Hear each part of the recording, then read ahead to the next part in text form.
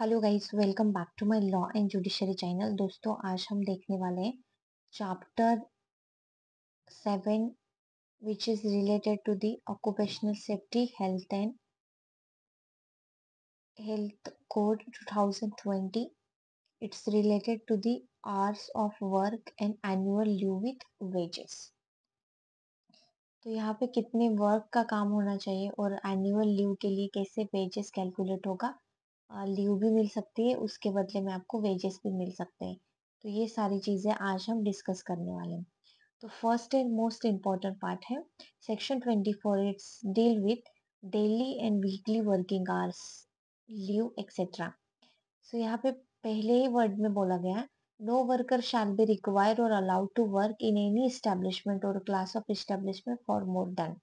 कोई भी पर्सन यहाँ पे अलाउड नहीं किया जाएगा वर्क के लिए। कोई भी इस्टेब्लिशमेंट है या any establishment for more then, तो वहाँ पे मिनिमम क्राइटेरिया उन्होंने डिफाइन करके दिया है। First 8 hour in a day, within a day आपको 8 घंटे काम करना है। उसके बाद में the period of work in each day under clause A shall be fix as not to exceed such hours with such interval as may be notified appropriate government.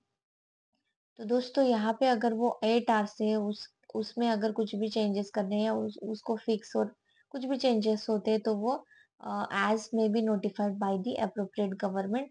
वहाँ पे एक्सीड करना है नहीं करना है, वो सारी चीजें यहाँ पे अप्रोप्रिएट गवर्नमेंट डिसाइड करेगा।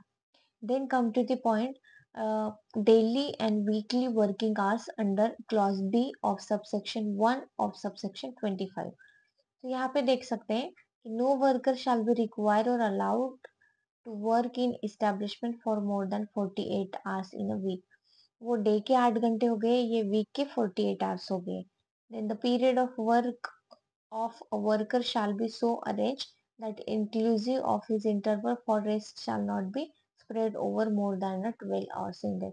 तो यहाँ पे अगर उन्होंने कुछ इंटरवल या कुछ ब्रेक लिया है, तो ये वर्किंग आवर्स है वो 12 आवर्स अ डे इनके बिटवीन में ही होने चाहिए।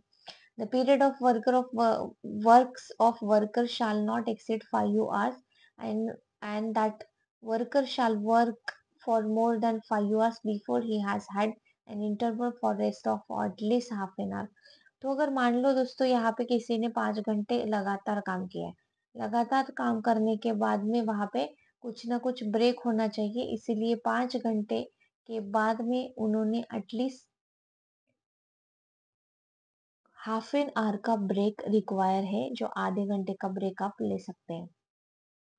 Now weekly and compensatory holidays. तो यहाँ पे वीकली एंड कॉम्पनसेटरी हॉलीडेज, यहाँ पे वीकली हॉलीडे लेने के बाद में आप कैसे कॉम्पनसेट कर सकते हैं। तो first and most simple, what is a compensatory holiday. Compensatory holiday is nothing but a compensatory holiday is a paid day off that an employee can take in lieu of working on a holiday.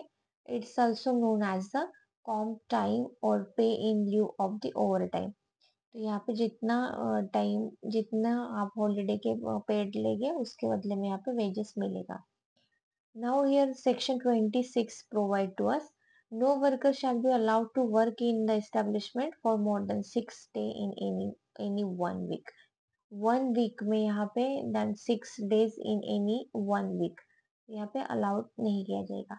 Provide that any motor transport undertaking, कोई भी motor transport है यहाँ पे, तो उन्होंने कहा है कि यहाँ पे the any interruption of a motor transport service require worker to work on any day of weekly holiday which is not a holiday, so arrange that the worker does not work for more than 10 days consecutively without a holiday for a whole day। अगर यहाँ पे motor transport का काम है और यहाँ पे उन्होंने अगर मान लो वेकेशन या हॉलीडे कोई भी नहीं लिया है, कंटिन्यूसली उन्होंने 10 डेज काम किया है, तो यहाँ पे एटलीस्ट 1 होल डे का ब्रेक लेना इम्पोर्टेंट है।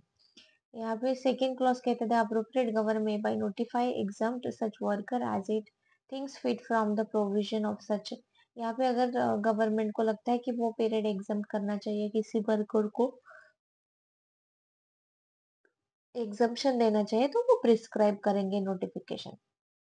Now, where as a result of the passing of an order और यहाँ पे अगर मान लो कोई ऑर्डर पास किया या कोई रूल पास किया है ताकि वो हॉलीडे को डिप्राइव करेंगे, आपको जो वीकली हॉलीडे मिलते थे उनको अगर बंद करेंगे, यहाँ पे कुछ रिस्ट्रिक्शन लाएंगे, तो वो कब अलाउ कर सकते हैं? The worker shall be allowed with in the month in which the holidays were due और with in 2 months immediately following that month compensatory holidays of equal number of the holidays so deprived। तो इस period में वो ले सकते हैं holiday.